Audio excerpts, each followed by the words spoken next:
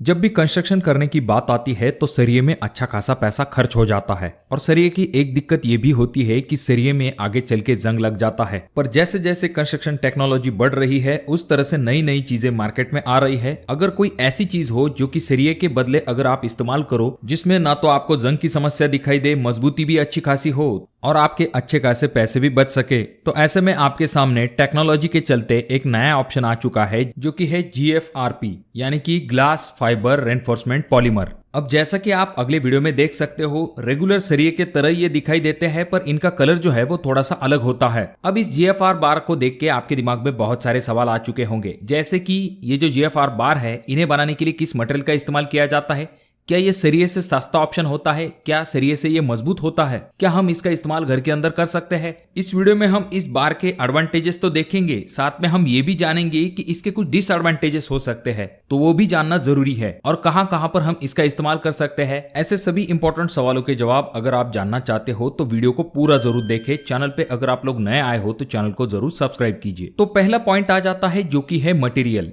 जैसे कि हम सब जानते हैं सरिये को बनाने के लिए हम लोहे का इस्तेमाल करते हैं, उसी तरह से ये जो GFRP बार है इसे बनाने के लिए किस मटेरियल का इस्तेमाल किया जाता है। तो ये जो GFRP बार है इसे बनाने के लिए दो मटेरियल का इस्तेमाल किया जाता है। पहला जो कि है फाइबर ग्लास और दूसरा जो कि है रेजिन्स, जिसमें कि हाई स्ट्रेंथ वाला ग्लास फाइबर लिया जाता है और उसे रेजिन के साथ मिक्स किया जाता है। तो कुल मिला के इन दोनों को मिला के बनता है GFRP बार। तो चलिए सबसे पहले ये जान लेते हैं ये जो GFRP बार है इसके क्या क्या एडवांटेजेस है।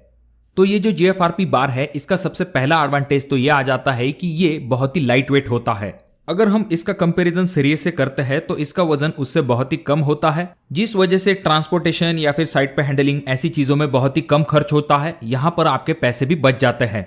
वहीं पर जब हम इन GFRP बार के नेक्स्ट एडवांटेज की बात करते हैं तो वो है कोरोजन रेजिस्टेंस। देखिए दोस्तों, सरिये में सबसे बड़ी दिक्कत यह होती है कि सरिये में आपको कोरोजन की समस्या दिखाई देती है, जिस वजह से आपकी जो स्ट्रक्चर की लाइफ है वो भी कम हो जाती है। पर वैसी दिक्कत आपको GFRP बार में दिखाई नहीं देगी क्योंकि ये कोरोजन रेजिस्टेंट होते हैं। इसी वजह से इसकी लाइफ जो है वो कम से कम 100 साल तक कंसिडर की जाती है। ये जो GFRP बार है इनका अगला एडवांटेज है कि इनमें आपको हाई टेंसाइल स्ट्रेंथ मिलती है। जो रेगुलर TMT सरिये होते हैं उनमें आपको 500 से लेके 600 तक टेंसाइल स्ट्रेंथ मिलती है। वहीं पर ये जो GFRP बार है इनमें आपको 1000 प्लस से भी ज्यादा टेंसाइल स्ट्रेंथ इसमें मिलती है। यानी कि जो रेगुलर सरिये है उनके कंपैरिजन में GFRP बार में आपको 2 गुनी टेंसाइल स्ट्रेंथ मिलती है। इसके और भी कुछ एडवांटेज है, जैसे कि ये इको फ्रेंडली होते हैं, उसके बाद में नॉन कंडक्टिव ऑफ इलेक्ट्रिसिटी होते हैं और साथ में इसका और एक फायदा ये होता है कि ये रेडियो ट्रांसपेरेंट और नॉन मैग्नेटिक होते हैं। और जैसे कि हमने शुरुआती वक्त में देखा है कि इनमें कोरोजन रेजिस्टेंस होता है, जिस वजह से ये काफी ड्यूरेबल होते हैं और इनकी लाइफ भी ज्यादा होती है अगर हम रेगुलर सरिये से कंपेयर करते हैं तो। यहाँ पर नेक्स्ट पॉइंट आ जाता है जो कि है बॉन्डिंग स्ट्रेंथ। अगर हम GFRP बार की बात करते हैं तो इनमें आपको रेगुलर सरिये के कंपैरिजन में बहुत ही अच्छी बॉन्डिंग स्ट्रेंथ मिलती है। ये जो GFRP बार आते हैं इसकी लेंथ भी काफी बड़ी होती है, जिस वजह से लैपिंग के ऊपर आपका जो कॉस्टिंग चला जाता है वो भी यहाँ पर बच सकता है। तो दोस्तों, अगर इतनी सारी अच्छी बातें हैं जैसे कि कोरोजन रेजिस्टेंस है, लाइफ ज्यादा है, स्ट्रेंथ भी 2 गुनी है, तो ऐसे में हम क्यों इसका इस्तेमाल रेगुलर घरों में नहीं करते हैं। तो इसे जानने के लिए आपको GFRP बार के डिसएडवांटेज के बारे में जरूर पता होना चाहिए। उसके बाद हम ये जानेंगे कि इनके एडवांटेजेस और डिसएडवांटेज को ध्यान में रखते हुए इसे कहां पर इस्तेमाल करना आपके लिए सबसे बेस्ट ऑप्शन हो सकता है। देखिए दोस्तों, जब हम डिसएडवांटेज की बात करते हैं तो यहाँ पर सबसे पहला और सबसे बड़ा डिसएडवांटेज आ जाता है जो कि है डक्टिलिटी। डक्टिलिटी एक बहुत ही इंपॉर्टेंट प्रॉपर्टी होती है आपके सरिये के अंदर। जो हमारे रेगुलर TMT सरिये होते हैं, जब हम इन्हें बेंड करते हैं और वापस से उसी शेप में लाते हैं तो ये टूटते नहीं है, बल्कि ये बेंड हो जाते हैं, वापस से आप सीधे कर सकते हो।